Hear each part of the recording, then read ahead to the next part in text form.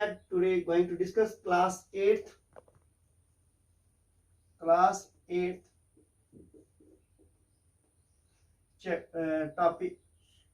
Topic है force and pressure.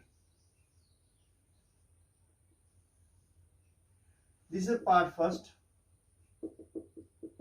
In part first we will discuss force only. So this chapter will be discussed in parts. In part first we are going to discuss the part force. Now you daily come across a number of actions and reactions. Suppose you are going to school, you put on your uniform first, you put on your shoes, and here in each case you apply force.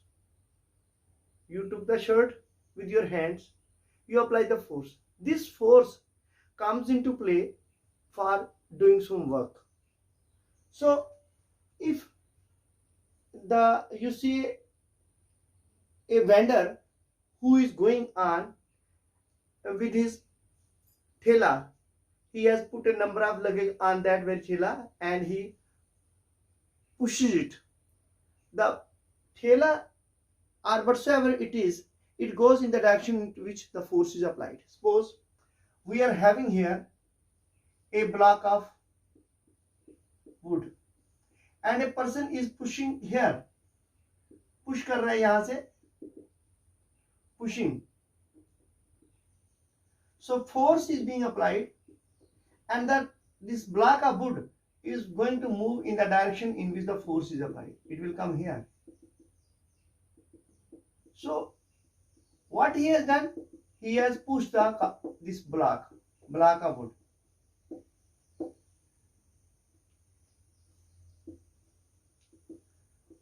Whenever we open a door, one more example, whenever we open the door, open the drawer of a desk, of a table, what we do? We push, we pull that thing.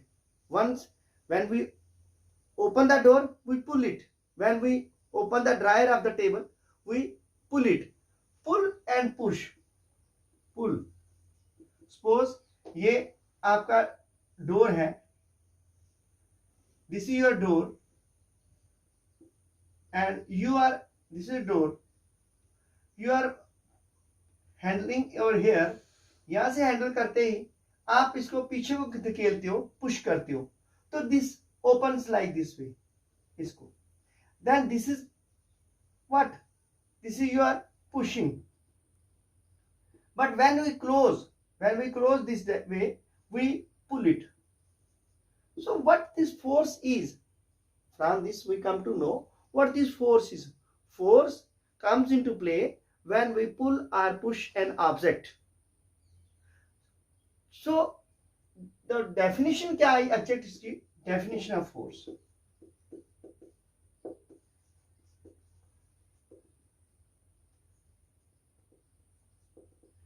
It may be defined as push or pull. तो force क्या हुई? Force होगी push करना या पुल करना, किसी चीज को अपनी तरफ खींचना या उसको धक्का देना.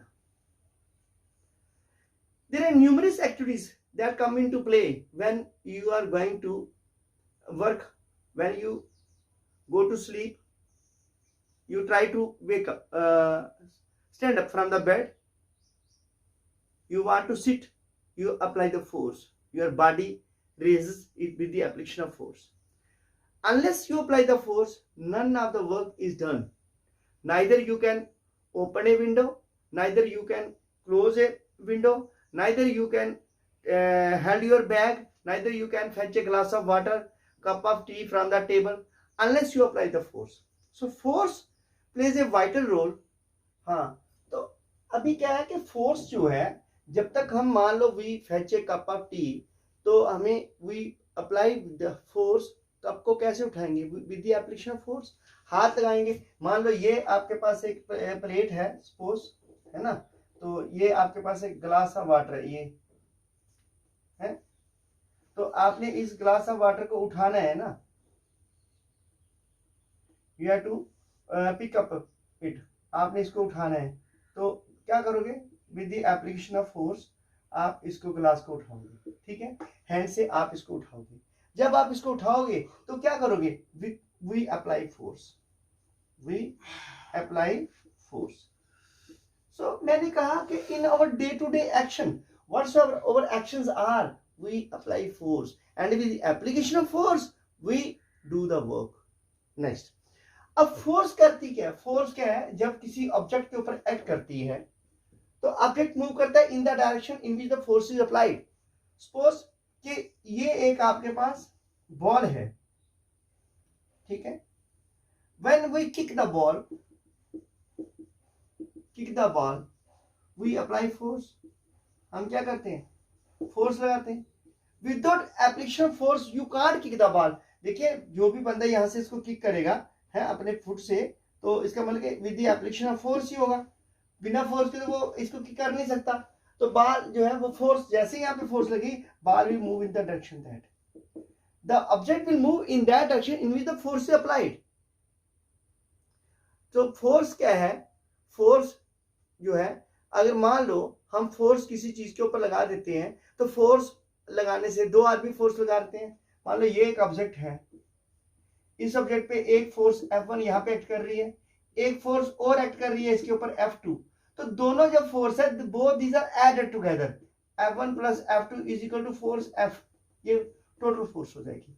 तो यानी कि इट विल बी एडेड, तो ज्यादा धक्का लगे ज्यादा आसानी से। एक मान लो कार है, देयर इज ए कार, आप इस कार को धक्का लगाना चाह रहे हो, तो कार जो है should move so that single person then apply the force, car doesn't move. Even if we apply the force on a almirah that is lying in our room, so if a single person try to apply that force, तो जो weight है, जो mass है वो अलमीरा का, that is more than the force we are applying, जो हम फोर्स अप्लाई सिंगल कर रहा है उससे उसकी जो ज्यादा है मास उसका, you can't move that very body. So one person comes more, एक आदमी और आता है, वो F2 फोर्स, पहले F1 थी, एक आदमी और आ गया, वो F2 फोर्स लगाता है। उससे क्या होता है कि जो ऑब्जेक्ट है, वो जो अलमीरा है वो मूव करना शुरू कर देती है, ठीक है, we can displace it. When we displace an object from one place to another, we apply the force. This is what force is. So what the force can do, force can do a number of things on when it is applied. तो जब force को apply करते हैं, it can, what it can do, it can, number one, it can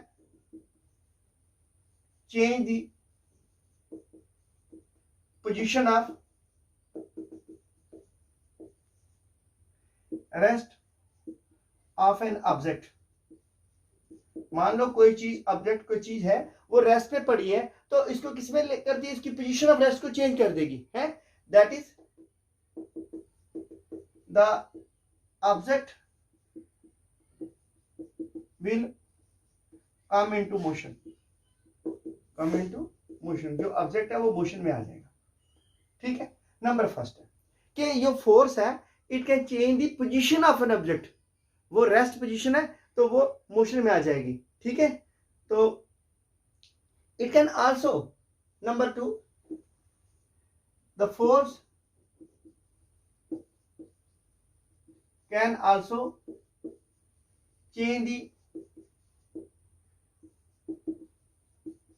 direction of motion of an object. देखिए driver जो है, for example A driver is driving A car, A driver is driving A truck, what he does, he is applying force on the steering, he is applying force on the pedals, brake, clutch. With the application of force, he can change the direction of that vehicle. उसकी direction को change कर सकता है। So force can also change the direction of a moving object. ठीक है, change the direction of a motion of an object. ये उसको भी कर सकता है change. Next, force. What this force can do? फिर जो force है, it can also change the shape of an object. है? Third क्या है? the force can also change the shape of an object. ठीक है, मान लेते हैं आपके पास क्या है, ये एक बॉल है, ठीक है। अब हम क्या करते हैं, इसके ऊपर फोर्स लगाते हैं, फोर्स अप्लाई करते हैं। यहाँ पे जब फोर्स लगा करते हैं तो डिफॉर्म हो जाता है, इसके ऑब्जेक्ट जो बॉल है वो ऐसे बन जाता है, थोड़ा सा डिफॉर्म सा हो जाता है, ठीक है। ये इस तरह से हो जाता है। मान लो आपके पास एक गत्ते का डब्बा है, box of card, card box है, आप उसके ऊपर फोर्स लगाते हो। सपोज कि यू आर हैविंग ए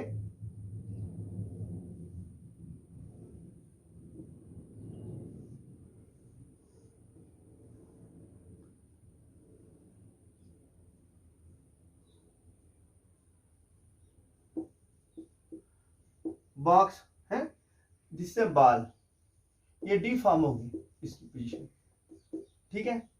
तो ये बॉक्स है, आप इसके ऊपर अप्लाई करते हो फोर्स। ये किसका है, ये box is made of card, ये गत्ते का है। तो आप इस पर फोर्स लगाते हो तो आप देखोगे ये इसका जो पोजीशन होगी सारी की सारी ऐसे चेंज हो जाएगी, इस तरह से आगे ये सारा का सारा ऐसे हो जाएगा, नीचे हो जाएगा। तो मतलब क्या हुआ, जो फोर्स है can also change the shape of an object, ये किसी ऑब्जेक्ट की शेप को भी चेंज कर सकती है। सो फोर्स जो है when it come into play it can do a number of things, number of actions when it is applied on a force. So when we apply a force in the same direction, तो इसमें next क्या है, अभी इसको और थोड़ा सा explanation देते हैं इसके लिए। तो देखिए when we apply the force in the, suppose this is a log of wood,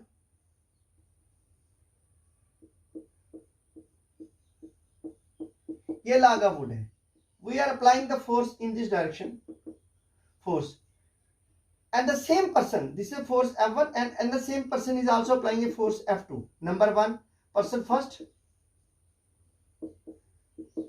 और ये person second है, ये second person है। Both are applying in the force in the same direction. When the force is applied in the same direction, it gets added. When the force is applied on an object in the same direction by a number of people or persons, then the force is sum up, is added. In this case में force जो वो add की जाती है। जब force add होती है तो ऑब्जेक्ट जो है वो आसानी से मूवमेंट करता है, बड़ी तेजी से मूव करता है। इसी तरह जब फोर्स जो है अप्लाई की जाती है in the opposite direction, secondly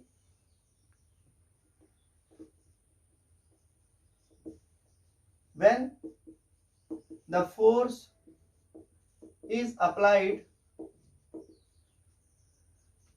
by two person in the opposite direction,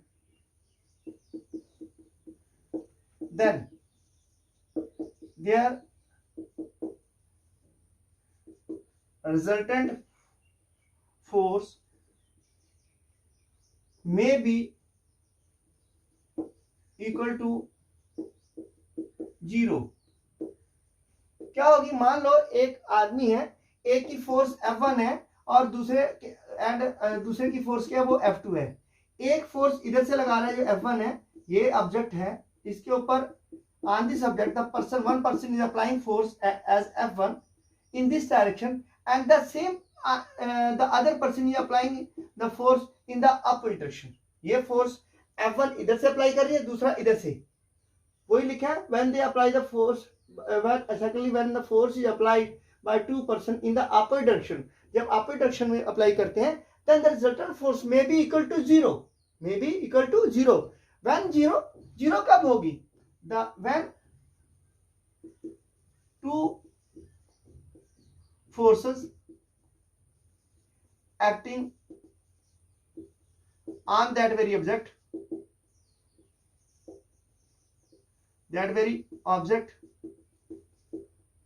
are of equal magnitude. ये कब होगा? जब दोनों की फोर्स जो उस पे ऑब्जेक्ट पे एक्ट कर रही है वो इक्वल मैग्नीट्यूड के, that is F1 is equal to F2 implies that F1 minus F2 is equal to 0. Their difference will be equal to 0. It means the object will not move. The object will remain stationary. The object in this case, the object will not move. वो बिल्कुल movement नहीं करेगा, वो stationery रहेगा. ठीक है? So in this case, the object will not move in any direction.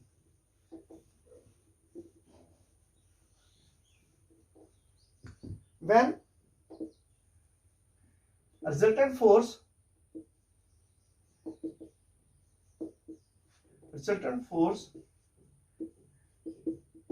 acting on the object is 0, then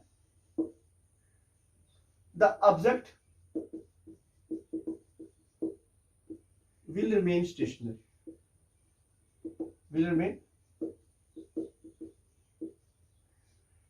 Mean it will never move. ये move करेगा ही नहीं. तो क्योंकि बिकॉज द रिजल्टेंट फोर्स जो थी F1 जो थी माइनस F2, इनका डिफरेंस क्या हो गया? 0. बट इन केस मान लेते हैं कि अगर रिजल्टेंट फोर्स जो है वो 0 नहीं होती है, if the difference of the two forces is not equal to 0, but when the two are more forces acting on the body in the opposite direction,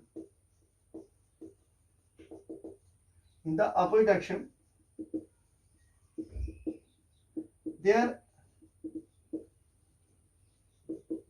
resultant force is not equal to 0,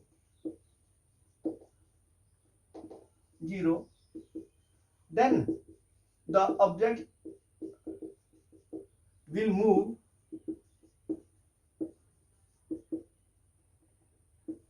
in that direction in which the force acting is less than the other force,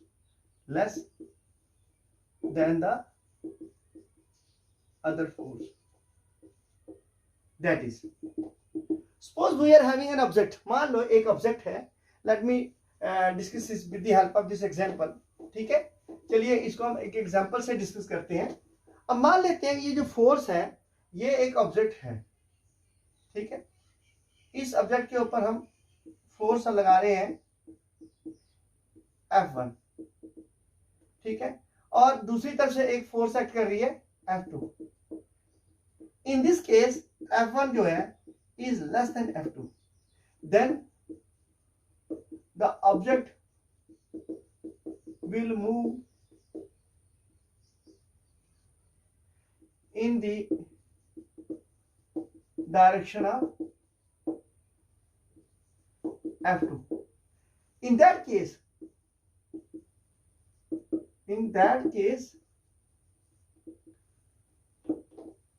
we will have the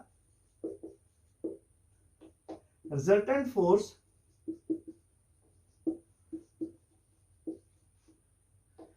equal to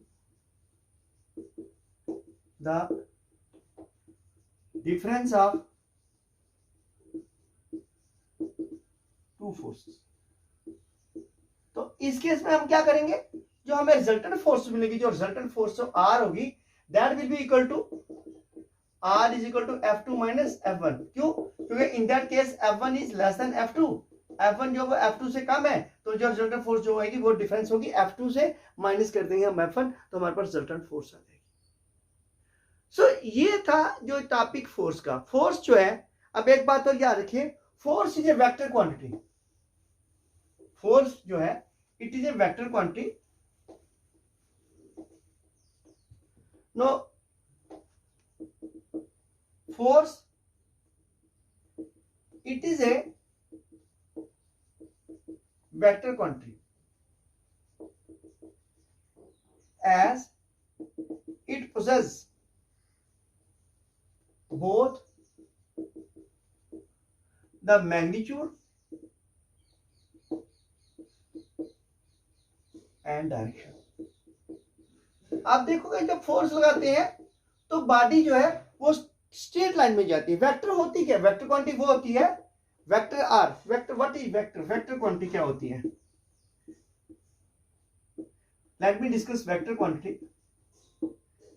vector quantity those quantities which has those physical quantities, those physical quantities which possess both the magnitude as well as direction are called vector quantities। Vector quantities.